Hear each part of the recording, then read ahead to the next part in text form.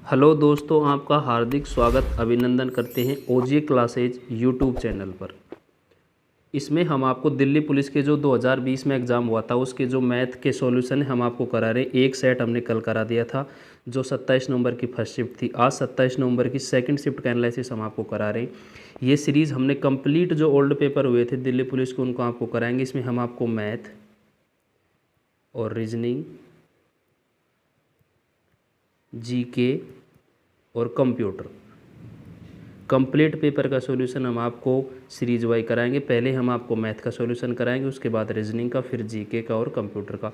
तो अपनी तैयारी को बेहतर करने के लिए ओजे क्लासेज यूट्यूब चैनल को सब्सक्राइब करें और इसके टेलीग्राम चैनल को भी ज्वाइन कर लें। वहाँ पर आपको इनकी कंप्लीट चैप्टर वाइज पीडीएफ मिलेगी। जैसे पहले मैथ का सॉल्यूशन करा रहे हैं आपको, तो पहले मैथ की पीडीएफ मिल जाएंगी, उसके बाद हम आपको रीजनिंग की पीडीएफ अवेलेबल करा देंगे। इनको आप वहाँ से डाउनलोड भी कर सकते हैं प्यारे साथियों। तो आज की वीडियो को हम स्टार्ट करते हैं प्रश्न नंबर 1 से, और इसमें आपको पता है दिल्ली पुलिस में कितने क्वेश्चन आते हैं, 15। तो प्रश्न नंबर 1 से हम शुरुआत करते हैं। उस समचतुर्भुज का क्षेत्रफल कितना होगा जिसकी भुजा 10 सेंटीमीटर और विकर्ण है 12 सेंटीमीटर, छोटा विकर्ण। हमें पता है समचतुर्भुज का जो क्षेत्रफल होता है, समचतुर्भुज का क्षेत्रफल होता है साथियों 1/2 d1 इंटू d2, यानी कि जो उसके दोनों विकर्ण है, विकर्णों का क्या होता है, गुणनफल। ये जैसे कोई क्या है, समचतुर्भुज, इसका ये बड़ा विकर्ण है और ये छोटा विकर्ण है। भुजा दी हुई है 10 सेंटीमीटर, छोटा विकर्ण एक 6 है तो इधर भी 6 होगा, क्योंकि आपको पता है विकर्ण एक दूसरे को समद्विभाजित करते हैं और ये एंगल बनता है बीच में, जो 90 डिग्री के एंगल बनते हैं। और ये आपस में क्या होते हैं, ट्रिपलेट। जैसे 3, 4, 5 का ट्रिपलेट होता है, उसी प्रकार 6, 8 और 10 का ट्रिपलेट होता है। अगर ये 6, 10 है तो अगला ये ट्रिपलेट क्या होगा, 8, और ये भी क्या हो जाएगा, 8। ठीक है, तो टोटल विकर्ण कितने का हो जाएगा, 16। इसको हम क्वेश्चन में अप्लाई करते हैं। 1/2, d1 है 12 और d2 हो जाएगा 16। 2 से आप डिवाइड करेंगे 8 बार, 12 अंटे 96, और यही हमारा आंसर होगा। ठीक है, उम्मीद करता हूँ आपको ये समझ आया होगा। अब हम बात करते हैं प्रश्न नंबर 2 की। इसमें कहा गया है 3 वस्तुओं को प्रति 200 रुपये मूल्य पर खरीदा गया, जिनमें से एक को 12.5% के आने पर बेच दिया गया। यदि अन्य 2 वस्तुओं को उस मूल्य पर बेचा गया हो जो पूरे सौदे में 20% का लाभ हुआ, तो 2 वस्तुओं पर होने वाला लाभ प्रतिशत ज्ञात कीजिए। अब देखिए टोटल वस्तु कितनी है साथियों, हमें 3 वस्तुएं दी गई हैं और प्रत्येक का हमने मान लिया जो खरीद मूल्य है वो दिया गया है 200, यानी कि हमने 3 वस्तु टोटल कितने रुपये में खरीद ली हैं, 600 रुपये में। अब हमें क्या कहा गया है कि पूरे सौदे में कितने परसेंट का लाभ, 20% का, तो इसका कितना 120% का हम क्या निकाल देंगे, लाभ, यानी कि 12 छिकी 72। टोटल कितने रुपए में बेचेगा, 720 में। खरीदी कितने में थी, 600 में। बेच कितने में रहा है, 720 में। अब पहली वस्तु 200 में खरीदी और इस पर 12.5% की क्या हो गई, हानि, 12.5% की। 12.5% को आप क्या लिख सकते हैं, 1/8। 8 पर कितने की हानि, 1 की। ठीक है, तो यानी कि इसको कितना है, 7/8। इसको आप सॉल्व करेंगे, 8 1 दूनी 16 और 8 पंजे 40, 25 अंत्या 175, यानी कि पहली वस्तु उसने कितने में बेच दी है, 175 में। दूसरी वस्तु कितने की है, 200 की, और तीसरी वस्तु भी कितने की है, 200 रुपये की। टोटल इनका जो मूल्य होगा 200, 400, 575, कितना, 575 टोटल मूल्य है। और बेच कितने में रहा है, टोटल 720 में, यानी कि कितना अधिक में बेचेगा प्यारे साथियों, इनको 145 रुपये का क्या होगा, अधिक लाभ होगा। ये 720 ये है और 575 ये है। अब 145 दोनों वस्तुओं पर मिल रहा है, दोनों वस्तुओं का खरीद मूल्य कितना है, 400, यानी कि 400 रुपये पर जो लाभ ले रहा है 145 का, परसेंटेज निकालने के लिए 100 से मल्टीप्लाई कर दीजिए। ये आएगा 4 तिये 12 और 4 छिकी 24, 4 दूनी 8 और 4 पंजे 20, 36.25%, और यही हमारा क्या होगा, आंसर। उम्मीद करता हूँ ये आपको समझ आया होगा। अब बात करते हैं प्रश्न नंबर है अगला हमारा 3 नंबर प्रश्न, जो है बी ए की तुलना में 5 गुना कार्य कुशल है। यदि ए कार्य को बी से 52 दिन का कम समय लेता है, दोनों एक साथ कार्य करें तो कार्य कितने दिन में पूरा हो जाएगा। देखिए इसको हम किस प्रकार करते हैं। हमें पता है ए है जो बी से 5 गुना अधिक कार्यकुशल है, यानी कि बी अगर एक काम करता है तो ए कितना काम कर देगा, 5 काम। और बी किसी काम को x दिन में करता है तो ए उस काम को x - 52 दिन में कर देगा। ठीक है, अब हम इस प्रकार के प्रश्नों को कैसे करेंगे, हमें पता है क्षमता गुणा दिन बराबर क्या होता है कुल कार्य। जैसे 5 × x-52 बराबर आएगा 1 × x, यानी कि इसका काम और इसका काम टोटल कार्य क्या है हमारा, बराबर काम हमें दिन दोनों का करना है। ठीक है, अब ये हो जाएगा साथियों 5x-52 × 5, 5x माइनस 5 दूनी 10, 55 25 और 1 26, 260 बराबर होगा x। ये x इधर आएगा तो ये 4x हो जाएगा, कितना हो जाएगा 4x बराबर क्या आएगा 260, यानी कि x की जो वैल्यू आएगी 4 छकी 24 और 4 पंजे 20। x का मान कितना आया है हमारा 65। अब देखिए a कितने में करेगा, 65 में से 52 जाएगा 13 दिन में, और b कितने में कर रहा है, x की वैल्यू कितनी है 65। इनका हम क्या लेंगे, एलसीएम आएगा 65। ठीक है, इनका क्या लिया है हमने एलसीएम 65, यानी कि ए की जो एफिशिएंसी आएगी 5 और बी की आएगी 6।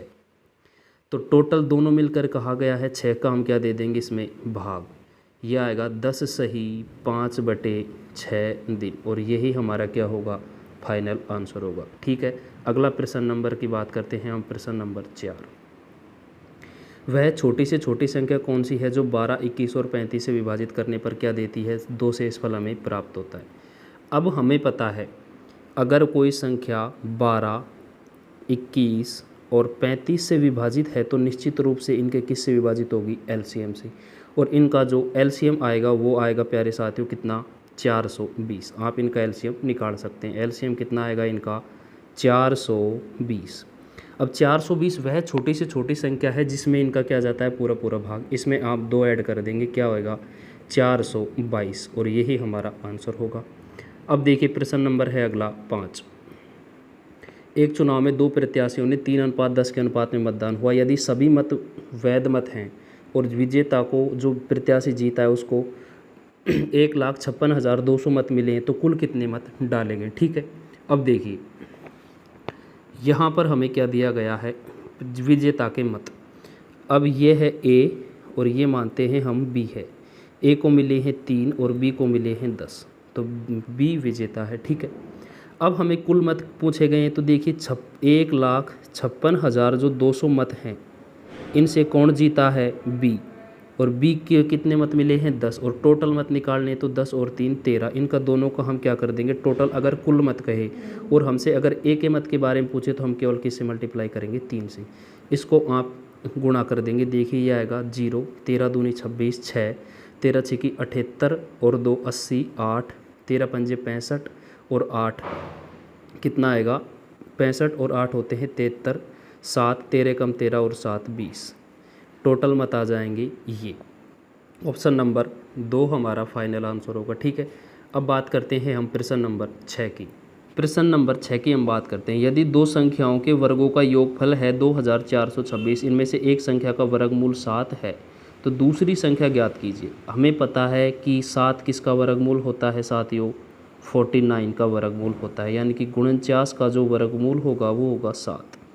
अब ये क्या है, अगर एक संख्या हमें पता चल गई क्या है 49, और 49 का क्या है वर्ग, अगर हम 49 का करते हैं तो वो होता है 2401, यानी कि एक संख्या क्या है 49 जिसका वर्गमूल क्या है 2401, और टोटल कितना है इनका ऐड 2426, तो दूसरी संख्या क्या बचेगी 25, और 25 का 2426 में से आप क्या घटेंगे 2401, तो क्या बचेगा 25, और 25 का जब हम वर्ग करेंगे क्या आ जाएगा 5, और यही हमारा क्या है आंसर। उम्मीद करता हूँ ये आपको समझ आया होगा।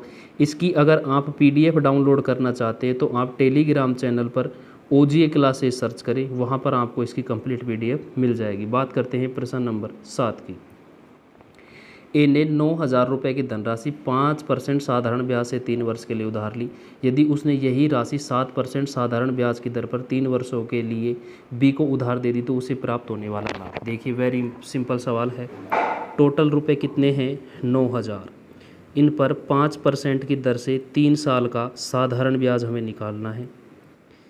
2 जीरो से ऊपर 2 जीरो कैंसिल हो जाएंगी, 5 तिया 15 नम्मा 135, यानी कि कितना ब्याज मिलेगा 1350। अब ये कह रहा है कि इन्हीं रुपए हैं 9,000, दर है 7% और समय है 3 वर्ष। ठीक है, तो इनका हमें क्या निकाल देंगे, साधारण ब्याज। 7 या 21, 21 को आप क्या करेंगे, 90 से मल्टीप्लाई करेंगे, 0, 9 और 1890। अब इस पर ब्याज मिल रहा है 1890 और यहाँ पर ब्याज मिल रहा है 1350। जब 1890 में से आप 1350 करेंगे, आपका जो आंसर आएगा 540, इनका क्या होगा, डिफरेंस। और यही हमसे पूछा गया है। बात करते हैं प्रश्न नंबर 8 की। एक आयत की लंबाई और एक वृत्त की त्रिज्या का 2:5 है। ये है आयत की लंबाई और ये हो जाएगी क्या, इधर हम लेते हैं वृत्त की त्रिज्या, वृत्त की त्रिज्या, इधर हम लेते हैं वृत्त की क्या, त्रिज्या हम लेंगे, यानी कि वृत्त की आर, वृत्त की त्रिज्या। इनका जो रेशियो है ये है 2:5, ठीक है। अब हमें कहा गया है कि ऐसे वर्ग की भुजा के बराबर है जिसका क्षेत्रफल गुणन 400। हमें पता है वर्ग का क्षेत्रफल क्या होता है, भुजा स्क्वायर। अगर वर्ग की भुजा 70 होगी तभी इसका स्क्वायर कर कर क्या आएगा, गुणन 400, इसका क्या आएगा, क्षेत्रफल। और जो वृत्त की त्रिज्या है जो वर्ग की भुजा के बराबर है, हमें अगर वृत्त की त्रिज्या को वर्ग की भुजा के बराबर करना है तो किससे मल्टीप्लाई करना होगा, 14, 14 पंजे 70, तब इसका जो क्षेत्रफल है वो कितना आएगा, गुणन 400 मीटर स्क्वायर। तो इसको 14 से मल्टीप्लाई किया है तो इसको भी हम 14 से मल्टीप्लाई कर देंगे। 14 दूनी 28 क्या आ जाएगी, आयत की लंबाई। और आयत की चौड़ाई हमें प्रश्न में दी हुई है। आयत का क्षेत्रफल क्या होता है, लंबाई इंटू चौड़ाई। आयत का क्षेत्रफल जो होता है वो होता है, आयत का क्षेत्रफल क्या होता है, L इंटू बी, लंबाई इंटू चौड़ाई। लंबाई है आयत की 28 और चौड़ाई है 20। 28 दूनी 56, 560, और यही हमारा आंसर होगा, ठीक है। अब बात करते हैं हम प्रश्न नंबर 9 की। ये देखिए, इसको आप सिंप्लीफिकेशन का वेरी सिंपल क्वेश्चन है, आपको कैलकुलेशन की अपनी फास्ट रखनी। देखिए इसको आप कैसे करेंगे, 5.75 प्लस 5.75, 1 मिनट, देखिए 5.75 प्लस है हमारा 5/7 ऑफ, तो यानी कि ऑफ का मतलब होता है मल्टीप्लाई। 7 से 28 4 बार डिवाइड होगा, 5 चौके 20 माइनस 4.5, तो यानी कि हो जाएगा 25.75 प्लस के और माइनस के आएगा 4.5, 50 मान सकते हैं आप इसको। जब आप इसको सॉल्व करेंगे ये आएगा 21.25। इसी प्रकार जब आप इसको नीचे के सॉल्व करेंगे ये भी कितना आएगा हमारा 21.25, और जो आंसर होगा 1 होगा। ये आपको कैलकुलेशन वेरी फास्ट करनी है, इसके लिए आप ज़्यादा से ज़्यादा प्रैक्टिस सेट लगाएं, तभी आपकी कैलकुलेशन क्या होगी, फास्ट। बात करते हैं प्रश्न नंबर 10 की। अब देखिए, चीनी की कीमत में प्रति किलोग्राम 25% की कमी होने के कारण राधा 1200 रुपये में 10 किलोग्राम चीनी अधिक खरीद सकती है। चीनी का प्रति किलोग्राम मूल्य की कीमत हमें बतानी है, यानी कि चीनी का हमें क्या बताना है, पहले वाला मूल्य। इस प्रकार के प्रश्न हम जो परसेंटेज आपको हमारे चैनल पे करा रहे हैं उसमें मैंने आपको 3 से 4 प्रश्न ये कराए, ठीक है। देखिए अब इनको किस प्रकार हम करते हैं। अगर हमें क्या निकालना है, वर्तमान भाव, पहले वर्तमान निकालना पड़ेगा, उसके बाद जाकर हम क्या निकाल सकते हैं, प्रारंभिक भाव। तो देखिए वर्तमान भाव हम किस प्रकार निकालेंगे साथियों, उसके लिए देखिए फॉर्मूला होता है हमारे पास, जो क्या है, रुपए कितने हैं वो हमें लिखने हैं। जो प्रश्न में हमें परसेंटेज दिया जाए एज इट इज़ हमें वो परसेंटेज लिखना है 25%, और बराबर हमें कर देना है किलोग्राम। इससे हम 1 किलोग्राम की क्या निकाल सकते हैं, वैल्यू। 5 दूनी 10 और 5 25 और 2 छक्की 12, यानी कि वर्तमान जो मूल्य है वो क्या है, 30 रुपये प्रति किलोग्राम।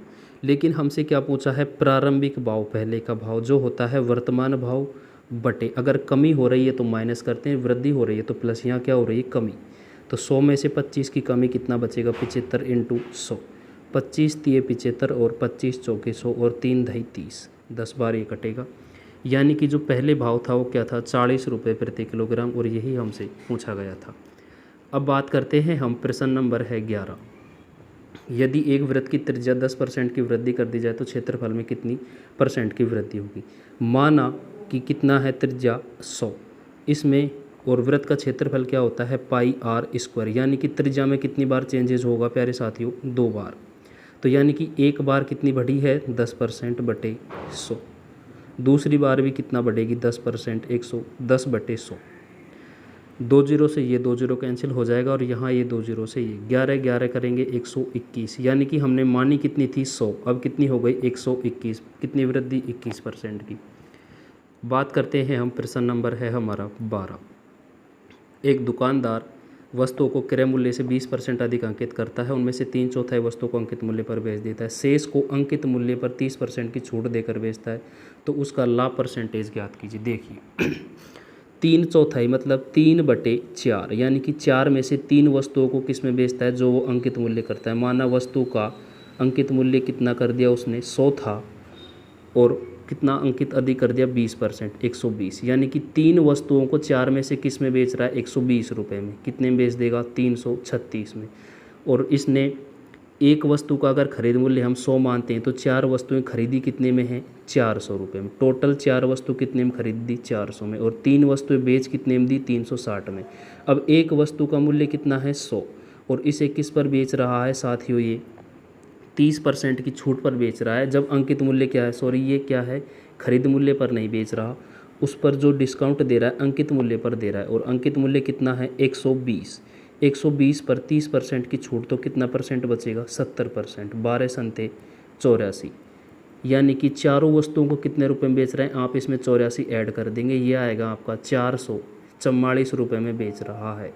और ख़रीदी कितने में है 400 में। कितने में खरीदी है 400 में, और बेच कितने में रहा है 444 में। कितने का लाभ ले रहा है साथियों 44 रुपये का। कितने रुपए पर 400 रुपये पर। और परसेंटेज के लिए आप 100 से मल्टीप्लाई कर दें, यानी कि कितने परसेंट का लाभ आएगा 11% का। और यही हमसे पूछा गया था। बात करते हैं हम, प्रश्न नंबर है हमारा 13। n संख्याओं का औसत 75, इनमें से प्रत्येक में 5 की वृद्धि कर दी जाए 75% संख्याओं में, और जो शेष संख्याएं हैं इनमें 8 की क्या कर दी जाए कमी। देखिए हम क्या मानते हैं, टोटल संख्या मान लेते हैं, हमारे पास कितनी है 100। कितनी संख्याएं हैं टोटल, कुल मिलाकर हमारे पास 100 संख्याएं हमने मान ली हैं। अब इस 100 संख्याओं में से कितनी 75 संख्याओं में कितने की वृद्धि कर रहे हैं हम 5 की। तो 5 25 और 5 7 35, यानी कि 1 मिनट, यह आएगा देखिए 5 25 5 और 2 हासिल 5 7 35 और 2 37, 375, यानी कि संख्याओं में हम टोटल वृद्धि कितने कर रहे हैं 375 की। अब जो शेष संख्याएं कितनी बची हैं 25, उनमें हम कितने की कमी कर रहे हैं 8 की, यानी कि टोटल कमी कितनी हो जाएगी 200। वृद्धि कितने की कर रहे हैं 375 की, कमी कितनी कर रहे हैं 200 की, यानी कि ओवरऑल जो वृद्धि कर रहे हैं हम कितनी कर रहे हैं 175 की। और संख्याएं हमने कितनी मानी थी 175 की वृद्धि कर रहे हैं कितनी संख्याओं पर 100 पर। इनका औसत निकालेंगे तो इसको हम क्या 100 से क्या कर देंगे डिवाइड, यह आएगा 1.75 1.75, ठीक है। यानी कि पहले औसत था 36, अब कितना बढ़ गया है 1.75, तो कितना हो जाएगा 37.75, और यही हमको निकालना था। अब बात करते हैं हम, प्रश्न नंबर है हमारा 14। अर्धवार्षिक रूप से चक्रवृद्धि की जाने वाली 8% वार्षिक साधारण दर पर निवेशित एक धनराशि एक वर्ष की समाप्ति पर 20,280 हो जाती है।